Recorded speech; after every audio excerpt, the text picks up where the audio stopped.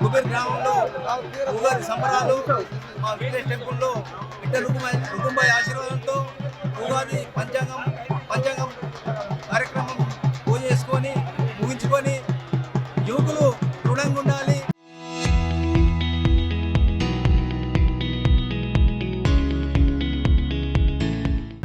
శారీరకంగా మానసికంగా ఉండాలన్న ఉద్దేశంతో ఈ కుస్తీల పోటీలు బంద్ అయిన తర్వాత కూడా మేము స్టార్ట్ చేయడం జరిగింది. అదేవిధంగా మేము ఇప్పుడు ఆ కుస్తీల పోటీలు ప్రజలందరూ తిరగరిస్తున్నారు.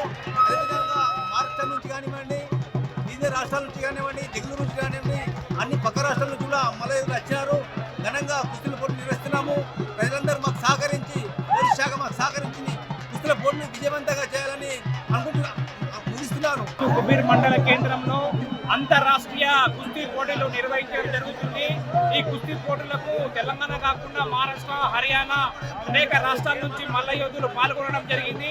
దీంట్లో మహిళలు ముఖ్యంగా కుస్తీ పైల్వాన్లు, మల్ల యోధులు, అమ్మాయిలు, బాలికలు కూడా పాల్గొని తన యొక్క పోరాట పటిమలను కూడా చూపించడం జరుగుతుంది. కాబట్టి ఈ కుస్తీ పోటీలు విట్లేశ్వర్ మందిర్ కమిటీ ఆధ్వర్యంలో ఉగాది సందర్భంగా నిర్వహించడం జరుగుతున్నది. ప్రతి ఉగాది రోజు కుబీర్లో విఠలేశ్వర ఆలయ కమిటీ ఆధ్వర్యంలో కుస్తీ పోటీలు నిర్వహించడం జరుగుతుంది.